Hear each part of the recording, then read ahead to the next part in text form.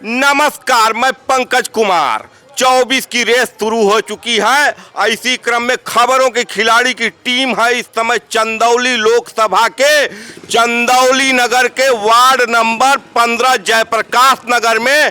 और हम जहां खड़े हैं उसके आप देखेंगे कि दक्षिण साइड में शंकर भगवान का एक बड़ा ही भव्य मंदिर है और यहीं से शुरू होता है चंदौली कोट का सिंह द्वार।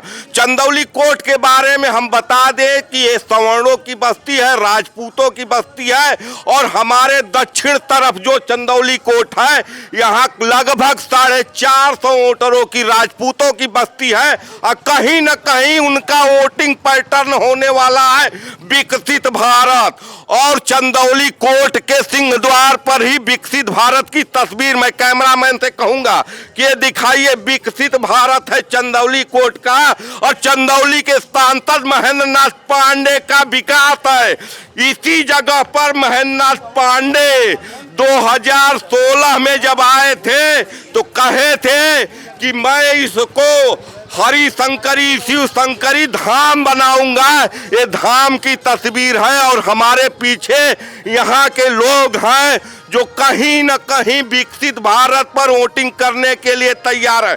मैं इनका राय नहीं लूंगा, मैं इनसे बात नहीं करूंगा। मैं यथा स्थिति जो जमीन पर है वो दिखाना चाहता हूं कि आप देखिए कि ये क्या विकास है, कौन सा विकास है और यहाँ के लोग किस विकसित भारत के मुद्दे पर वोटिंग करने वाले। मैं कैमरामैन से कहूंगा कि लोगों को मंदिर का भव्य स्वरूप दिखाएं और मंदिर के सामने आचमन के लिए जो नापदान का जल बह रहा है, गंगा जल बह रहा है, इससे हमारा शिव मंदिर शुद्ध होता है। इसका भी दर्शन कराएं। यहाँ बहुत सारे लोग हैं, हो सकता है कि कुछ लोग हिंदुत्व के नाम पर वोट दे, कुछ लोग विकसित भारत के नाम पर वोट दे। मैं इनका राय नहीं लूंगा, लेकिन ये तस्वीर देखनी आपको जरूरी है। चंदौली के सांसद को भी देखना जरूरी है जो 24 की रेस में चंदौली में हैट्रिक लगाने का मंशा रखते हैं। और यहाँ की जनता क्या सोचती है इनके बारे में, ये कभी यहाँ की जनता से बात करेंगे तब बताएंगे। लेकिन फिलहाल आप ये मंदिर देखिए और मंदिर के सामने विकसित भारत की सबसे सुंदर तस्वीर, जिस गंगा जल को बनारस से बलुआ होते हुए बहता है, गाजीपुर होते हुए कलकत्ता तक जाता है, वो गंगा जल बलुआ छोड़कर चंदौली नगर के चंदौली कोट के सिंह द्वार के सामने कैसे बह रहा है। और यहाँ के सांसद विधायक सब भारतीय जनता पार्टी के हैं और संकल्प लिए थे कि इस जगह को शिव शंकरी धाम बनाऊंगा। धाम बनाने का प्रयास ही हुआ। मैं कैमरामैन से कहूंगा कि जरा पश्चिम साइड में दिखाइए, ये बैठने के लिए लोगों के लिए कुर्सियां लगी है, रेलिंग लगा है। इसके पीछे एक अमृत सरोवर है। इस अमृत सरोवर को बनाने के लिए यहाँ की पूर्व विधायिका जो कि आज के तारीख में राज्यसभा सांसद है साधना सिंह ने कुछ पहल जरूर किया, लेकिन उनके पहल का अंजाम इस अमृत सरोवर में देख लीजिए।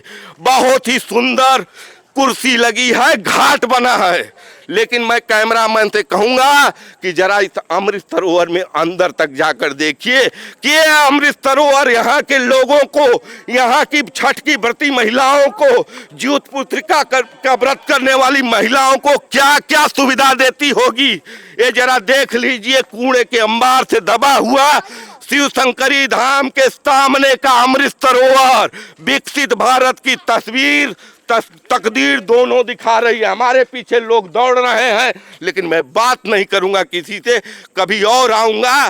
पहले वीडियो में दिखा लूं यहाँ के जनप्रतिनिधियों को जो कहते हैं कि नहीं विकास हुआ है, विकास के मुद्दे पर चुनाव हो रहा है।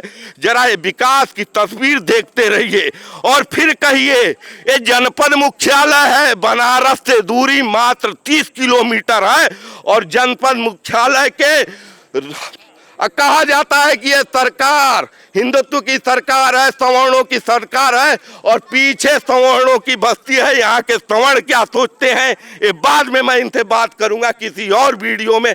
लेकिन इस वीडियो में मैं जरा और आगे लेकर चलूं। नाले की पानी आप देख लीजिए, ये नाले की पानी पाइप कहाँ है, पानी कहाँ है? कैमरामैन से कहूंगा कौन सुध लेने वाला है, कौन इंक्वायरी करने वाला है? विधायक जी को कमीशन चाहिए। कमीशन के बेस पर चंदौली नगर पंचायत इस समय नापदान के ढेर पर खड़ा हो गया है और इसी विकसित भारत के नाम पर यहाँ की सवर्ण जाति वोट करेगी 1 जून को। हो सकता है कि हिंदुत्व के नाम पर कर दे, विकसित भारत के नाम पर, लेकिन विकसित भारत की ये तस्वीर आपको देखने लायक है, यहाँ के जनप्रतिनिधियों को देखने लायक है। मैं कैमरामैन से कहूंगा कि जरा इधर का भी जल निकासी का जो व्यवस्था है यहाँ के नगर पंचायत का, उसको भी दिखा दे। ये देखिए रास्ते में पानी बह रहा है और मैं आपको जो दिखाने जा रहा हूँ वो बड़ा हास्यास्पद स्थिति है। ये देखिए, ये देखिए, ये देखिए, यहाँ पर एक पंप लगा हुआ है, एक पंप लगा हुआ है। इस पंप के माध्यम से ये नाली का पानी निकाला जाता है और फिर इसी नाली के रास्ते होते हुए ये शंकर जी के मंदिर के सामने दोबारा आता है। तो यहाँ सरकारी खर्च के दुरुपयोग पर नाली का पानी पनारी में जाता है और फिर वही पनारी का पानी नाली पर आता है। अभी ये पंप नहीं चल रहा है, लेकिन ये पंप 24 घंटे में 8 घंटे चलता है। तब मई जून के सामने, शंकर जी के सामने 1-1, 1.5 बित्ता नाली का पानी रहता है। जरा कल्पना कीजिए कि अगर किसी भी वजह से पंप अगर बंद हो जाए, कभी भी हो जाता है, उसके बाद चंदौली कोट के राजपूतों को निकलने के लिए सड़क नहीं मिलती है। महिलाओं को मई और जून के महीने में साड़ी उठाकर नापदान में घुसकर निकलने का रास्ता मिलता है। एकमात्र रास्ता यही है।